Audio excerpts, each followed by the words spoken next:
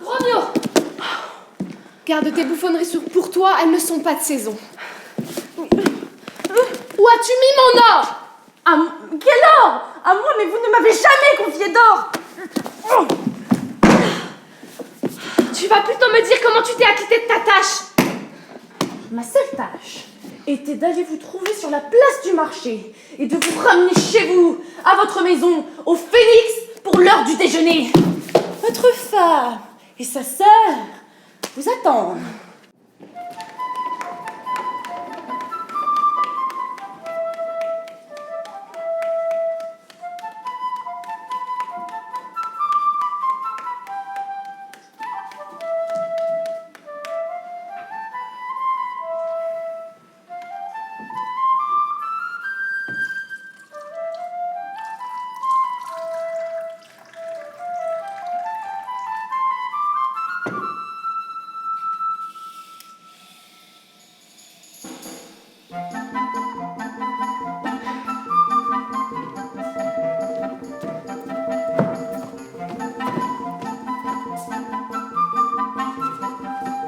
Aucun mari en vue!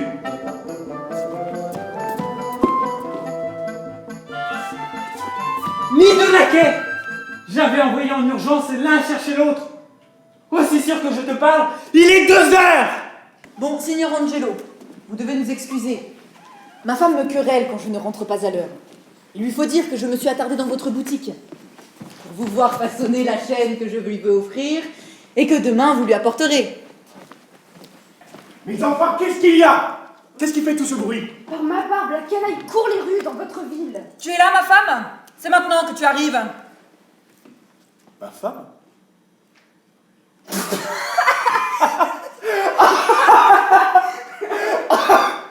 Guignol! Débarrasse ma porte! Oh, patron. L'autre guignol va en prendre pour son grade. Je fuis devant celle qui voudrait être ma femme. Il n'y a que des ensorceleuses qui vivent ici. Il est temps pour moi d'être ailleurs. Celle qui m'appelle son mari, toute mon âme abhorre l'idée qu'elle puisse être ma femme. Mais sa sœur, si belle, est animée d'une grâce si aimable et souveraine, d'un langage et d'une présence enchanteur que j'ai bien failli me trahir moi-même. Pour ne pas me faire de mal, je ferme les oreilles au chant de la sirène. Monsieur Antipholus? Oui, c'est mon nom. Oui, je sais bien. Voilà la chaîne. Je pensais vous retrouver au Porc-Épic. Or, la chaîne n'était pas prête et cela m'a retardé. Mais que voulez-vous que j'en fasse? Mais ce que vous voudrez, je l'ai fabriqué pour vous. Mais fabriqué pour moi, mais je ne l'ai pas commandé. Mais si, et plutôt 2 fois qu'une. Bon, écoutez, apportez-la chez vous, faites plaisir à votre femme, et tout à l'heure, je vous retrouverai à l'heure du dîner pour recevoir l'argent de cette chaîne. Recevez l'argent tout de suite, de peur que vous ne recevrez plus jamais ni la chaîne ni l'argent. Vous êtes de bien bonne humeur. Bonne continuation.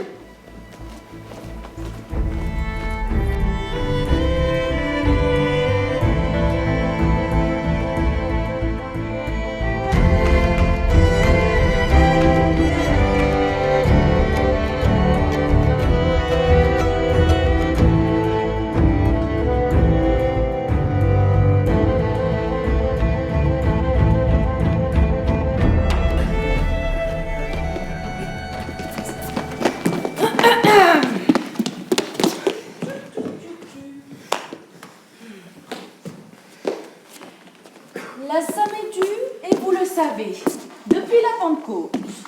Et depuis, je ne vous ai pas beaucoup pressé. Et d'ailleurs, je vous laisserai bien tranquille, mais j'ai besoin d'argent pour mon voyage en Perse. Plus de délai, monsieur. Vous allez devoir rembourser, sinon je vous fais enchaîner par ce policier.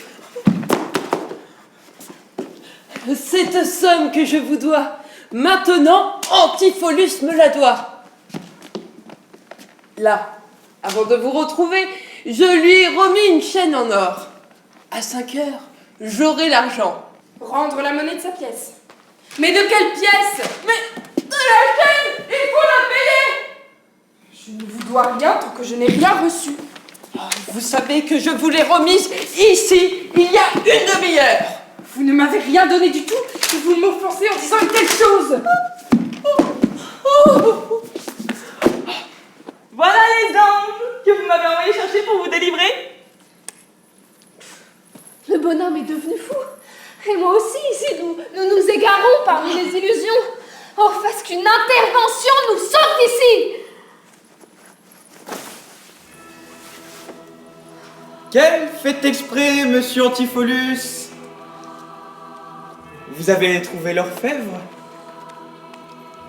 Est-ce là la chaîne que vous m'avez promise aujourd'hui?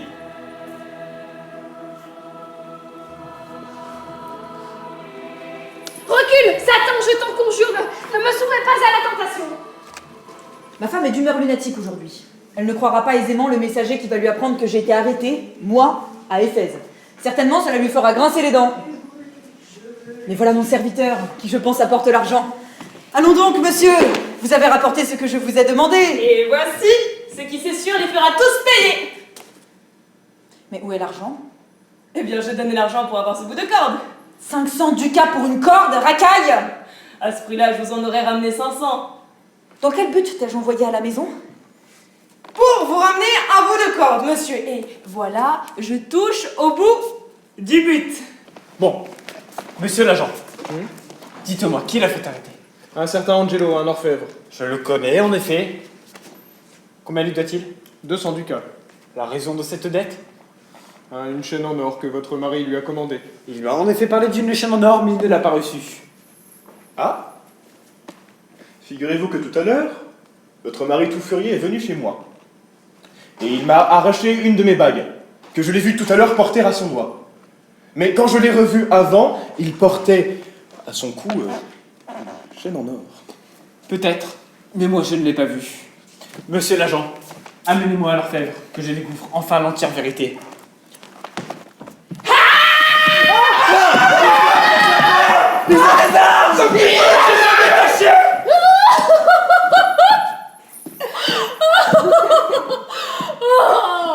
Il semblerait que ces ensorceleurs aient peur de nous. Et celle qui se prétend pour votre femme a fui sans demander son reste. Oh, j'ai hâte que nous soyons larges d'ici, sains et saufs. Allons faire nos affaires. Ma foi, pourquoi ne pas rester ici cette nuit?